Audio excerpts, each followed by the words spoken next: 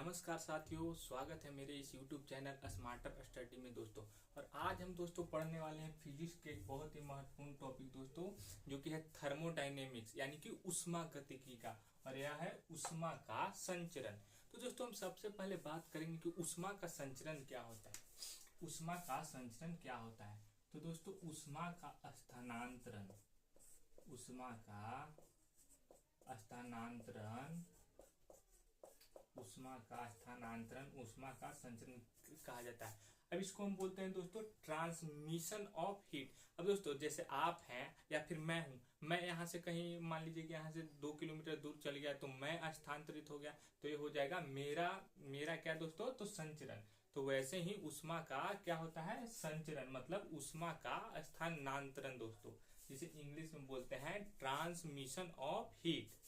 अब दोस्तों सबसे बात करें तो यह 3 प्रकार से होते हैं दोस्तों। पहला है चालन, पहला चालन है, दूसरा संवहन है और तीसरा विकिरण है। तो उष्मा का स्थानांतरण चालन में कैसे होता है? तो दोस्तों जो चालन में होता है यह ठोस पदार्थ में होता है। किसमें होता है दोस्तों? ठोस पदार्थ में। ठोस पदार्थ में उष्मा का संचरण होता है तो उसे चालन कहते हैं। और इसमें दोस्तों जो कण होते हैं,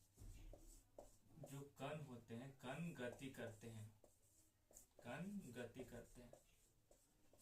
तो यदि उष्मा का स्थानांतरण ठोस में हो, मतलब मान लीजिए ये मार्कर है, इसमें उष्मा का स्थानांतरण, मान लीजिए कि इस सिरे को हम गर्म किए और ये सिरा भी गर्म हो गया, तो इसको हम बोलेंगे चालन। जैसे कि आप देखे होंगे, आप रोटी पकाए होंगे तो तावा देखे होंगे, तो तावा के जो तावा को धरने वाला होता है उसमें लकड़ी का बेट लगा होता है। क्यों? क्योंकि अगर वह लोहा पूर्णतः रहेगा तो क्या होगा, तो अगर यहाँ आप छुएंगे तो जैसे ही जलेगा आप भागेंगे। तो उष्मा का स्थानांतरण होता है ठोस के माध्यम से, और लोहा उष्मा का बहुत ज्यादा चालक है, इसलिए उष्मा का स्थानांतरण होता है।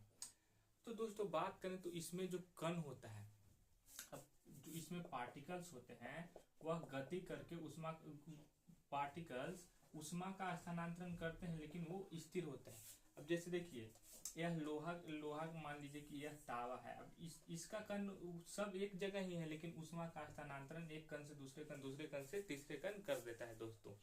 तो उष्मा का स्थानांतरण यदि ठोस में हो तो उसको बोलते हैं हम चालन, और इसमें कण गति नहीं करता है। अब दोस्तों दूसरा शब्द है संवहन। तो इसमें यह द्रव्य एवं गैस, द्रव्य एवं गैस। तो दोस्तों यदि उष्मा का स्थानांतरण, मतलब उष्मा का स्थानांतरण यहाँ से यहाँ, यदि उष्मा का स्थानांतरण हो रहा है तो द्रव्य के सहारे हो रहा है, मतलब किसके सहारे हो रहा है? द्रव्य के सहारे। तो उसको बोलेंगे हम द्रव्य या गैस के सहारे, तो उसको हम बोलेंगे संवहन। और इसमें जो होते हैं दोस्तों वह कोई भी जिसमें उष्मा का स्थानांतरण होता है, यानी कि द्रव्य और गैस में, तो कण गति करते हैं। जैसे दोस्तों आप देखे होंगे कि हवा जैसे अगर हवा में बोले, पूछे आपसे अगर किसी एग्जाम में क्वेश्चन पूछे कि हवा में उष्मा का स्थानांतरण किस माध्यम से होता है, तो आपको क्या बताना है? तो संवहन। संवहन के माध्यम से स्थानांतरण होता है, किसमें? हवा या द्रव्य में। अब जैसे आप देखे होंगे, मान लीजिए कि आप दूध गर्म कर रहे हैं, क्या दूध गर्म कर रहे हैं, तो दूध में जो बुलबुला बन के ऊपर की तरफ आता है, तो उष्मा का स्थानांतरण वो ऊपर की तरफ होता है, और बुलबुला जो होता है वो कण ऊपर की ओर गति करता है, यानी कि इसमें कण भी गति करता है। तो द्रव्य में अगर द्रव्य गर्म किए तो द्रव्य पूरा गर्म हो गया, तो उसमें जो उष्मा का स्थानांतरण हो रहा है किसके माध्यम से हो रहा है दोस्तों? तो द्रव्य के माध्यम से हो रहा है। किसके माध्यम से? द्रव्य के माध्यम से उष्मा का स्थानांतरण हो रहा है। और इसमें अगर बात करें तो जो द्रव्य और गैस में उष्मा का स्थानांतरण होता है यह लंबवत होता है। क्या होता है? लंबवत। मतलब हवाएं जब गर्म होती है तो वह ऊपर की ओर उठती है, तो हवाएं इसमें जो होता है वह लंबवत होती है, ऊपर नीचे की ओर गमन होता है। वही एक संवहन है दोस्तों, और एक है शब्द अभिवहन। क्या दोस्तों? अभिवहन। अभिवहन। तो इसमें उष्मा का स्थानांतरण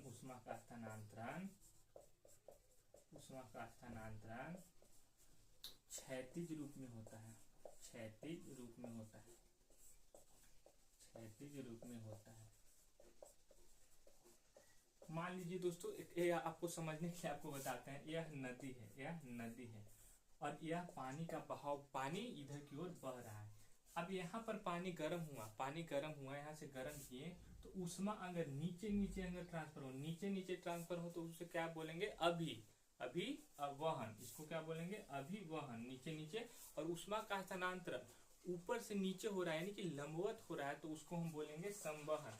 और यह दोनों कार्य किसमें होता है, तो यह द्रव्य और गैस में होता है। किसमें होता है दोस्तों, तो द्रव्य और गैस में होता है। अब तीसरा है दोस्तों विकिरण। तो इसमें जो स्थानांतरण होता है बिना किसी माध्यम के होता है, बिना किसी माध्यम के। ये इसको बोलेंगे हम transfer of heat without any medium, बिना किसी माध्यम के। अब देखिए दोस्तों, अब बिना विकिरण क्या है दोस्तों, तो ऊष्मा का स्थानांतरण बिना किसी माध्यम के। अब देखिए इसमें होता यह है कि अब मान लीजिए कि ऊपर, अब सूर्य के जो प्रकाश है ऊपर से आता है तो उसे कई माध्यमों से होकर गुजरना पड़ता है। और कहीं तो माध्यम भी नहीं होता, जैसे निर्वात की बात करें तो निर्वात में दोस्तों कोई भी माध्यम नहीं है। तो निर्वात में दोस्तों कोई भी माध्यम नहीं है, फिर भी वो गमन कर रहा है, वो हमारे पृथ्वी तक आ रहा है सूर्य के प्रकाश, तो वह बिना किसी माध्यम के गमन करता है और पृथ्वी पर आता है। तो अगर बात करें विकिरण में, तो बिना किसी माध्यम के ऊष्मा का स्थानांतरण होता है। संवहन में ऊष्मा का स्थानांतरण द्रव्य एवं गैस में होता है और वह लंबवत रूप में होता है यानी कि ऊपर से नीचे। और वही बात करें अभिवहन, तो अभिवहन में जो ऊष्मा का स्थानांतरण होता है द्रव्य एवं गैस में ही होता है, लेकिन वह क्षैतिज रूप से होता है दोस्तों। अब उसके बाद बात करें चालन। अब चालन की बात करें तो इसमें अभी हम बताएं कि इसमें ठोस में गति होता है ऊष्मा का, और इसमें कण गति नहीं करता, लेकिन द्रव्य में यानी कि संवहन में गति करता है दोस्तों। तो दोस्तों उम्मीद करते हैं कि आप समझ गए होंगे चालन, संवहन, अभिवहन एवं विकिरण। तो दोस्तों मिलते हैं दोस्तों नेक्स्ट वीडियो में दोस्तों। आज के लिए बस इतना है।